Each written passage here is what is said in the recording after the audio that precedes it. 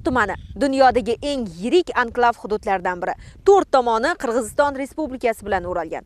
Bu yerning o'ziga xos tabiati, pirviqor tog'lari, zilol suvni boshqa joydan topish amri mahol. So'xga bahor biroz kechroq keladi. Qish esa nisbatan ertaroq.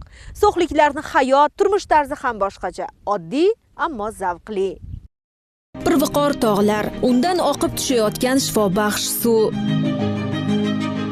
Tabiat o'zining bor tarovatini So'xga in'om etgandek go'yo. Odamlari samimiy, soddalik, oddiylik ularning hayoti, turmushida ham o'z aksini ko'rsatadi. Bugun So'xda yaxshi yashash uchun barcha sharoitlar bor. Infratuzilma imkoniyatlarida aytarli muammo qolmagan. Bu kunlarga yetish uchun ko'p yillari bezovta, behalovat o'tgan bu yerliklarni. So'xda umuman hayot o'zgardi. Hattoki So'xni qiyofasi ham shahar qiyofasiga aylandi. Shu paytgacha bitta ham So'xda ko'p qavatli uylar bo'lmasdi. Mana hozir oxirgi kunlarda 10 ta 15 ta ko'p qavatli uylar qurib foydalanishga topshirdi. Aholining kayfiyati yaxshi. Barcha ko'chalarimiz asfaltlashtirib, aholi xonadonlar ichimlik suv bilan ta'minlandi. Biz o'zimiz maktabga loy ko'chada borib kelardik. Hozir esa asfaltda yuribmiz. Bu bizga muvaffaqiyat. Bu balandparvoz gaplar emas. Oddiy muammosi yechimini izlab, viloyat markaziga borish uchun kunlab vaqt sarflagan odamlarning shukronaligi dillardan tillarga ko'chgan bugun.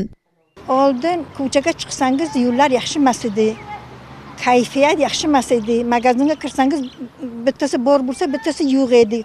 Hozir hamma sharoit muhayyo. Uyda hamma narsa bor.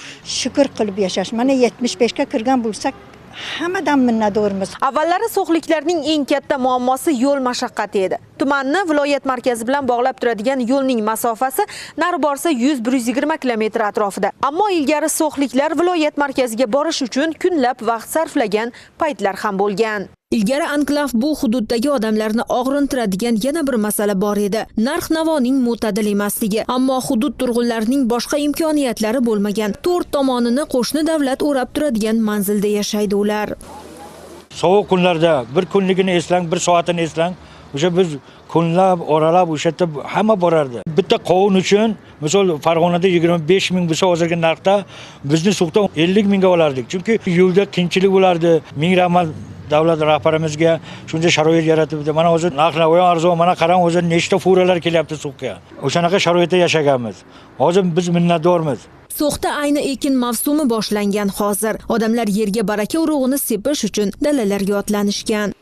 So'xda asosan aholi dehqonchilik bilan shug'ullanadi. Tomorqa yerlardan tashqari mana bu kabi bepayon ekin yerlarda dehqonchilik qiladi odamlar. Yerga ishlov berishda esa traktorlar bilan birga ot va eshaklar xizmatidan ham foydalaniladi. Kartoshka ekadi, luvyo ekadi, makka, bug'doy, so'zi, piyoz, hamma narsa ekadi. Birgina dehqonchilik emas, endi bu yerda tadbirkorlik ham rivojlanib bormoqda. Inson qadri ustuvor imkoniyatlar odamlarni yaxshi tashabbuslarga chorlayotgani rost. Bu buloqni mahalliy aholi Chashma deydi. Chashma mahalla fuqarolar yig'ini hududida joylashgan. Buloq tabiiy sharoitda yer ostidan chiqadi va tarixi bir necha asrlarga borib taqaladi. So'x tumaniga kelgan odam aynan mana shu buloq suvidan ichmay ortga qaytmaydi. Mahalliy aholining ta'kidlashicha Chashma 1400-1500 metr chuqurlikdan chiqadi. Yumshoq, zilol bu suvni shifobaxsh ham deydi so'xliklar. Tumandagi 7 ta mahalla aholisini aynan shu Chashma suv bilan ta'minlaydi. Ham iste'mol qilishadi, ham sug'orish suvi sifatida foydalanishadi undan. Vaqt tez o'tadi bu yerda. Atiga 27 ta mahallani o'z ichiga olgan tumanni bir kunda aylanib chiqish imkonsiz. Uning borib ko'rsa arziydigan joylarini 4-5 daqiqaga sig'dirish ham.